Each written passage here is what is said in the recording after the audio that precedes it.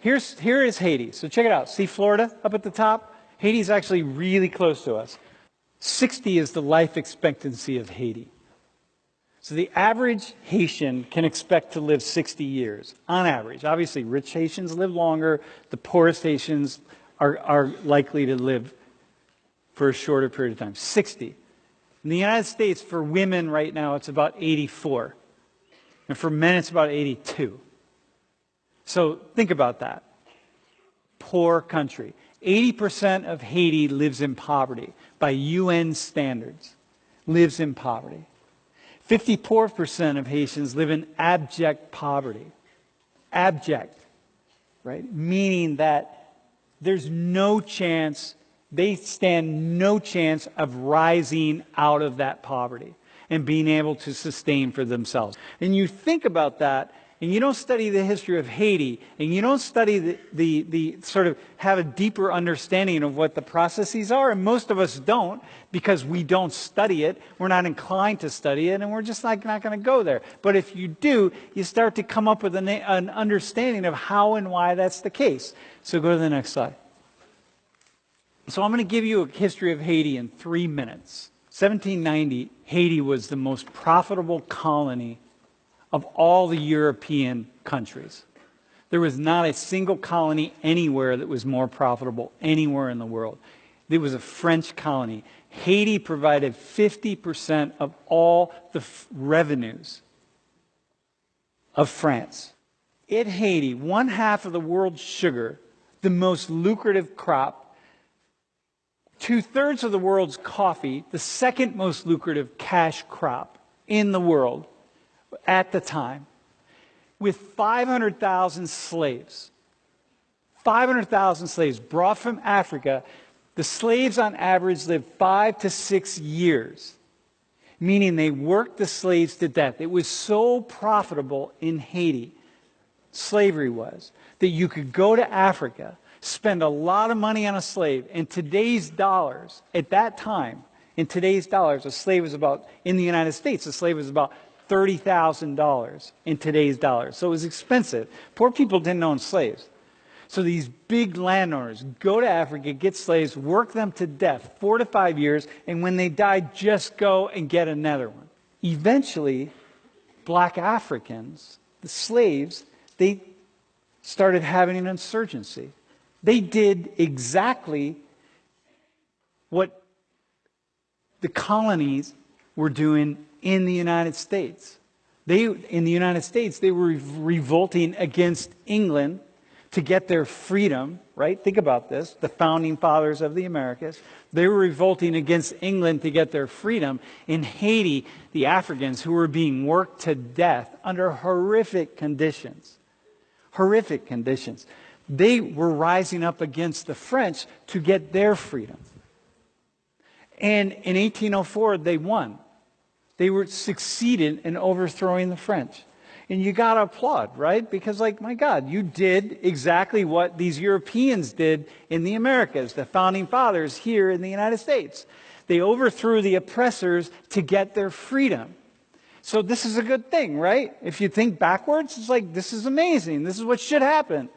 But the world didn't applaud. And, of course, the world didn't applaud because if blacks in Haiti succeeded in getting rid of the French, then what does that mean about blacks in the Dominican Republic? And blacks in Cuba? And blacks in the United States? All the other slave ports and slave areas. Once they start rising up. So the whole world came together and they said, no, stop. They sealed off all of Haiti and they said, you had all this profit with the French, but you don't have it now. So they said, listen, nobody's going to trade with you. Nobody's going to do anything with you. Basically, we're going to isolate you, and you have nothing. And you're an island in the middle of nowhere, and you have nothing, right? And I can give you land, but if you can't use that land to grow something and sell something, then the land has no value whatsoever if you can't sell it. And so we said, the French and the world community said, okay, well, we will take our thumb, our foot off of your neck, so to speak, which is where we're holding it, to all you former slaves, if you pay French $160 million in reparation. And so Haiti then went from the single most profitable body of land in the world, to very quickly, within just a few years, one of the poorest lands in the world. As the rest of the world just said, no, we can fight for our freedom, but you cannot fight for your freedom. I'm going to just give you an example of how this continues. And this is especially a shout out to those of you who are conservative. So in the early 1980s, Haiti was producing plenty of rice. Lots of rice. It's amazing land for producing rice. It's still a poor country, but producing rice, selling rice to Haitians. It's inexpensive enough. It fits well. They can afford it. They got it. It's good rice, actually, right?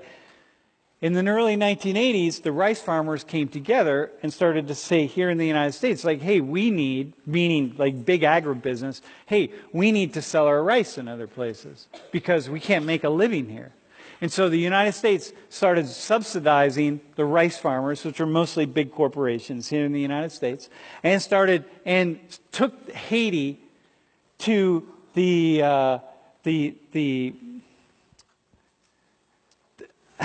it's the IMF, but went to the international bodies to force Haiti to accept American rice. And Haiti said, we're not going to accept American rice. So we here start giving our rice farmers subsidies in the U.S., okay? Meaning we take taxpayer dollars and we give it to rice farmers. And we give it to rice farmers because rice farmers can't produce rice inexpensively enough to sell around the world. And in Haiti said, look, we're not going to accept your rice because you subsidize it with the American government tax dollars. And therefore, the price of rice is artificially low. And then it's lower than our Haitian rice. And that's a problem for us. And so back when I did this research, I did this for the first time, it was about 5 years ago. This is how much we subsidize our rice farmers, $430 million, meaning people that can't figure out how to grow rice inexpensively. And so we subsidized it by American taxpayers. And then what we did in the same year that we gave our rice farmers this much money, that's how much money we gave to Haiti in foreign aid.